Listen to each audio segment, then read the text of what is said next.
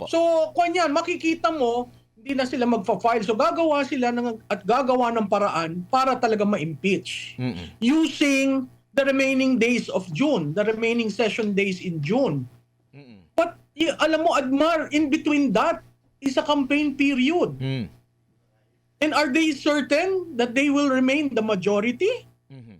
If their answer today is yes, then I go to COMELEC. Are we going to have a clean election?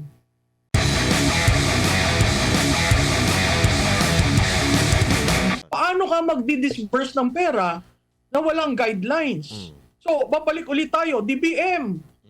Di ba? DSWD, mag-usap-usap kayo, lagyan nyo ng guidelines. Ayun. Para ang taong bayan, di ba, hindi nagdaramdam sa inyo na bumibili kami ng ganitong kamahal na kamatis, ng sibuyas, ng bawang, ng bigas, tapos ganun-ganun na lang ang pamimigay nyo sa pera namin. Maling-mali yan kasi hindi tayo naghalal ng isang gobyerno na waldasin ang pera ng taong bayan. Prof, ano po masasabi nyo dito? Kasi itong ibang mga kababayan natin, hindi sila nagrereklamo. Ang sinasabi nila, pare-parehas lang naman yan. Kahit sino ang umupo, ganun din ang nangyayari. Parang nawawala na sila ng pag-asa, ayaw nila magsalita. Ano po yung masasabi nyo dito? Alam mo ako, Master Judea, ang appeal ko na lang, sige, kasi ang nasasaktan dyan, middle class eh. Pero ang appeal ko na lang, i-consider yung tulong ng middle class. Huwag niyong i-consider na tulong na galing sa politiko. Kami ang tumutulong sa inyo. Kaya ako bilang middle class, ang hihingin ko, bumoto ho kayo ng tama. Ihalal nyo ang tama. Nang hindi ho tayo binubudol, hindi ho tayo ginugoyo, na sa iisang saglit, parang nakaarimuhanan ka, pero sa long term, babalik ka rin doon sa dati mong sitwasyon. Yes. Hindi ho natin gusto yan sa kapwa Pilipino natin. Thank you, Prof. Partner. Prof, alam natin nasa Constitution yung power of the purse nasa Kongreso talaga, no? Pero may panukala, gustong ipanukala si Pastor once na siya ay makaupo dyan sa Senado, na mayroong Truth Commission na hindi lang taga-Kongreso ang bubusisi sa pagbabudget, dapat meron ding representative mula sa hudikatura. Dapat meron ding representative mula sa executive, mula sa academe, mula sa mga private sector na nakakaalam sa mga pagbabudget talaga para mabusisi kasabay ng pagpataw ng parusa na mabigat para doon sa mga kurap at pakwan pakol kumbaga para lahat talagang magsusumikap na hindi pwedeng malusutan tayo ng mga ganito. Maari po ba yan Prof? At sa tingin po ninyo, maigi na hindi lang sila yung may kapangyarihan sa power of the purse po? Alam mo, Admar, medyo may kahirapan yan dahil kailangan ng pagsusog sa ligang batas. Pero magagawa. Pwedeng kumbidahin yung mga sinabi mong stakeholders sa hearing. 'Di ba? Pwede tayo mag-present ng counter budget na people's budget. Maraming paraan. Ang problema sa dulo, pakikinggan ba tayo? Ilalagay ba ang ating mga panukala? Kasi nakikita natin, they just ram it down our throats. Sana mabukas ang pathway na yan para ang taong bayan mismo ay makapagsabi. Kahit man lang yung itanong ano ba ang prioridad natin sa budget season na ito. Tapos ang taong bayan magsasabi, ang prioridad po ni Juan de la Cruz, food security, health, 'di ba? Pabahay, edukasyon. So, makakakuha sila ng pulso ng taong bayan na ang priority pala, ang gusto pala ng taong bayan, ito ang prioridad. Marami na ho tayong itinatapon na pondo sa public works. Wala pong long-term plan na sustainable. Makakakita kayo ng daan, maayos pa naman, pero binubuldoser. Maayos pa yun Bakit? May alam akong isang stretch dyan sa Pampanga, 15 times na binuldoze, pinalatada, sinemento, biglang inaspalto, biglang ilang beses, ilang kilometro lang yun. Talo pala Bakit? yung talo pala yung first world country. Tayo puro bago yung kalsada natin. Oo, at saka alam mo, Admar, meron na ngayong teknolohiya na asfalto, primera, ha? Nakakasipsip ng tubig. Tama. Ha?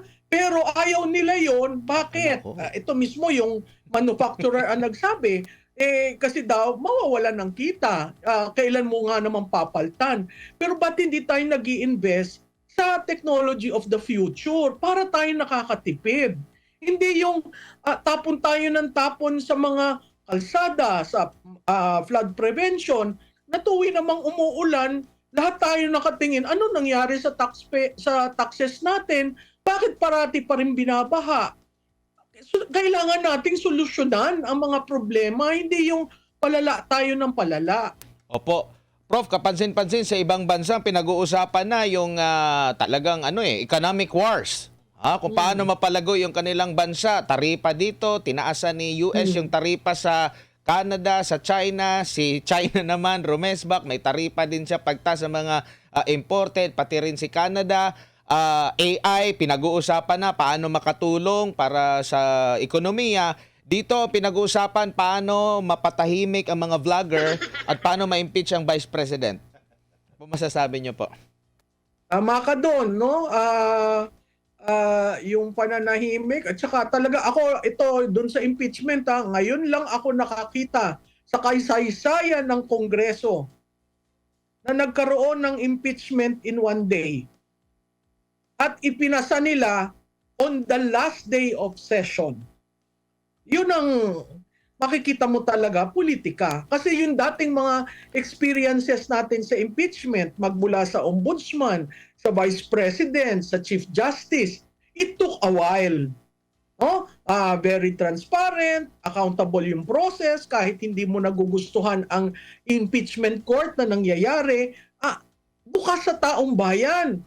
Biro mo itong ginawa ng House, nagpass sila ng articles of impeachment na walang nakakakita. Bakit ko nasabi yan? Yung tatlong final, impeach the three articles of impeachment filed by and endorsed by members of Congress, in-archive nila. So ang pinasa nila ngayon is an articles of impeachment na walang nakakaalam kung anong complaint na nandun.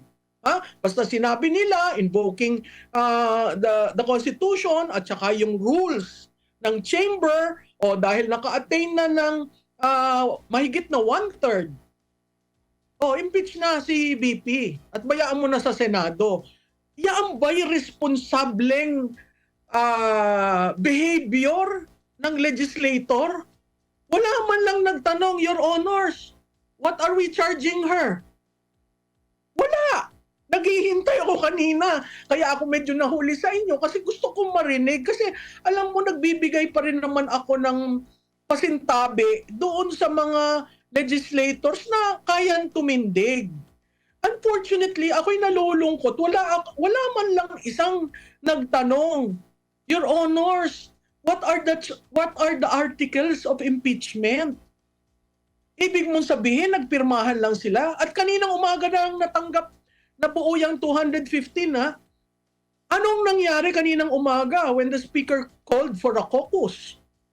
Diba? Yun ang alarming. Kasi ini-impeach nyo, hindi bali kung minority vice president ang ating current vice president. Hindi po. Hindi rin po siya by plurality. Okay? By more than a majority. Nahalal siya. Ano po yun? Ang sinasabi ba ng mga legislators, wala kaming pakailam dyan sa mandate mo. Basta i-impeach ka namin. So ang taong bayan ho nagtatanong, ito ho ilan lang namang oras bago nagkaroon ng decision, no? Nagtatanong, ano po yung charges na inyong pinagbotohan at nakakuha daw ng 215, kaya verified complaint? Ano po yun? Kasi hanggang ngayon, sa tingin ko ni isa sa inyo, hindi nyo alam. So babalik tayo sa eleksyon. Sa mga botante, itanong nyo sa inyong mga kinatawan, ano ho ang charges? Bakit nyo ini-impeach si BP? Kung hindi ho makasagot, ang sunod na tanong, Sir, Ma'am, ba't ho kayo pumirma? Kasi yung pagpirmang yon, pagsasatabi ng mandato ng Vice Presidente. Mm. Yun ang napakasakit.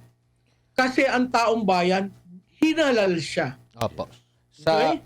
sa plenaryo ngayon prof no, parang formality no.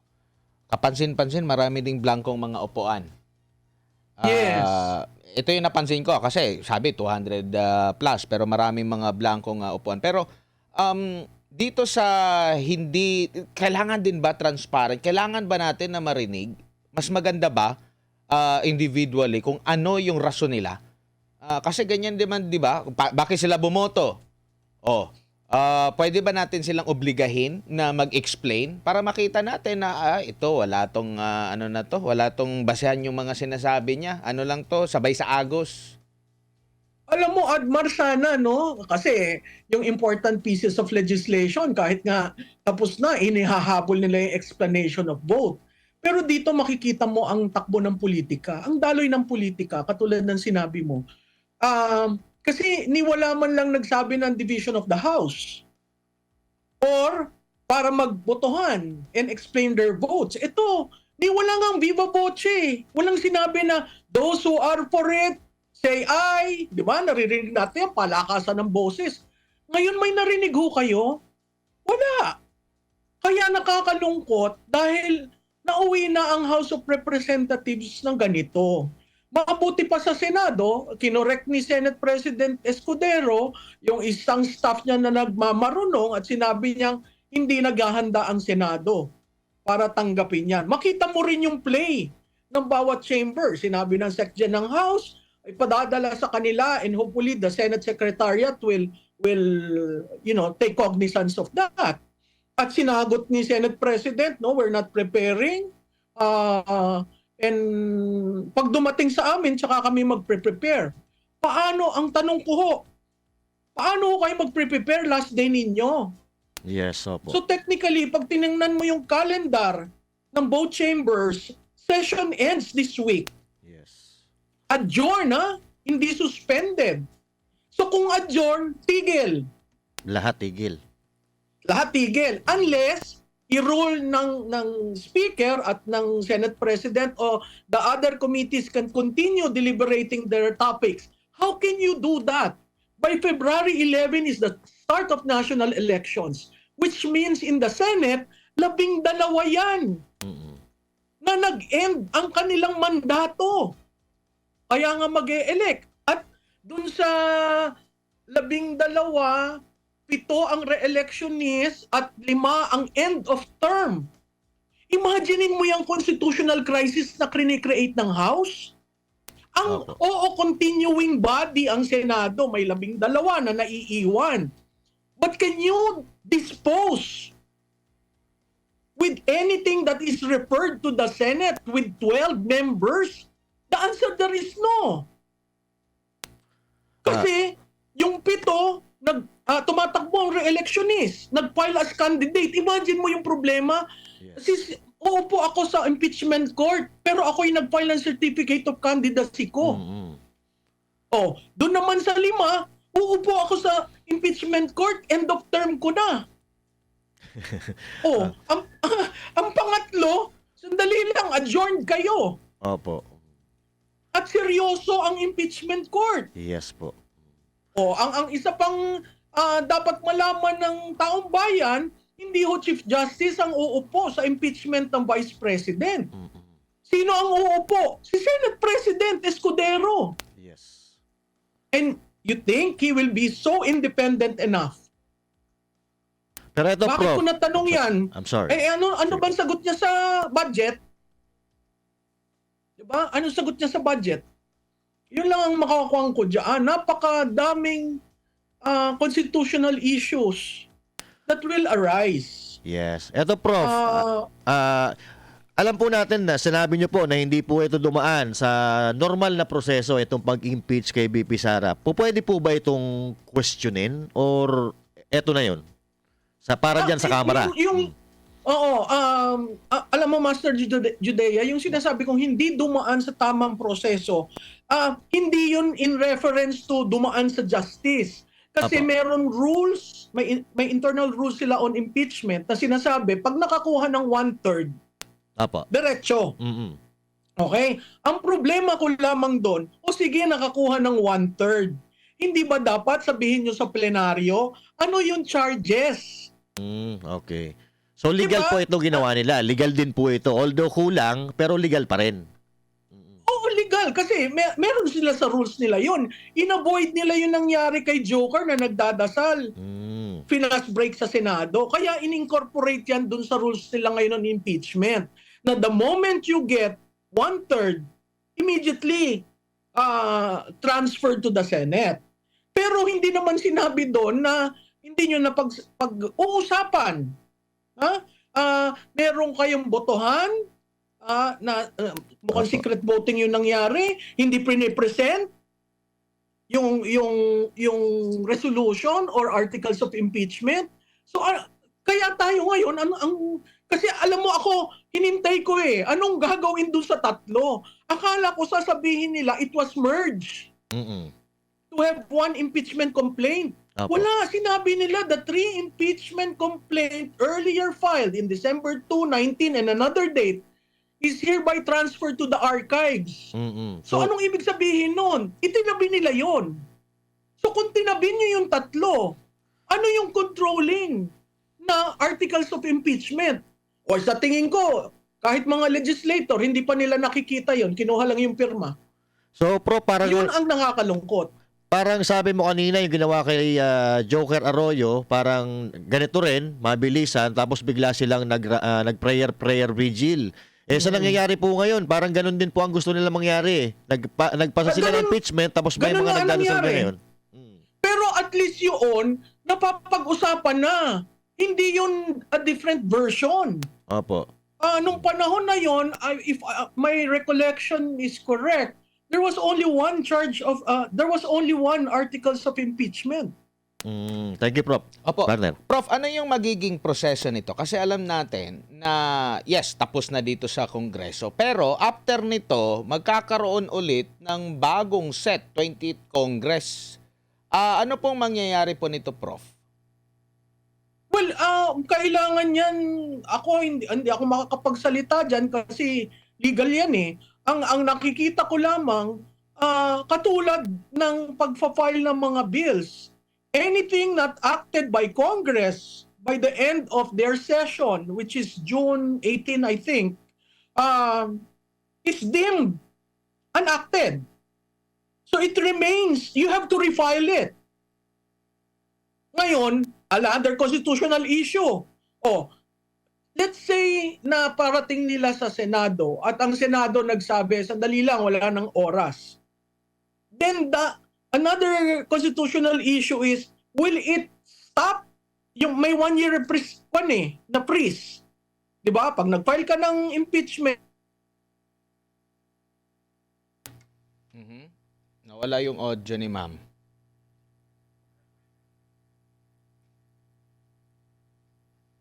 Okay. Prof, nawala yung audio ni... Ha? Nawala ba? Prof, baka na-mute nyo po yung inyo pong Baka na-mute nyo po. Ayan. Okay. So, yung 1 year man, pasok na yun ngayon. Hindi siya pwedeng impeach. Halimbawa, hindi na sila pwedeng mag-file ulit ng impeachment for 2025. Technically, oo. Okay. Diba? Opo. So, kanyan, makikita mo, hindi na sila magfa-file. So, gagawa sila at gagawa ng paraan para talaga ma-impeach. Using the remaining days of June, the remaining session days in June.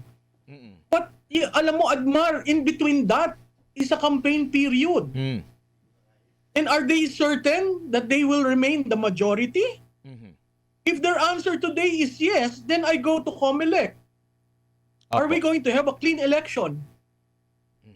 isa pa sa tanong, ma'am, yung marami kasi mga unverified na mga reports tayo, mga nababasa na kesyo, nandun sa isang kwarto, parang meron daw sigawan na nangyayari, kinuha yung mga cellphone, ganito, ganito, ganyan.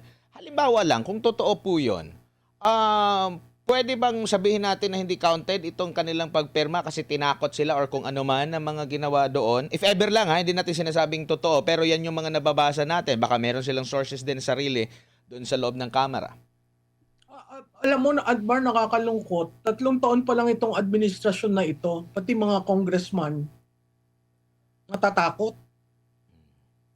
Diba? Nakakalungkot dahil kung titingnan mo ang kasaysayan ng mababang kapulungan, ang dami diyang matatapang na tumatayo.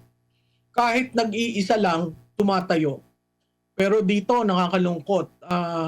Dahil yung pagsasanib ng puwersa ng makakaliwa at ng kasalukuyang nag-uuri, nakakalungkot dahil makita mo kung sinong tumayo at pumalakpak pa sa House of Representatives at nakangiti. Kung ikaw ay politiko, makikita mong masakit yung ma-impeach. Kahit sino.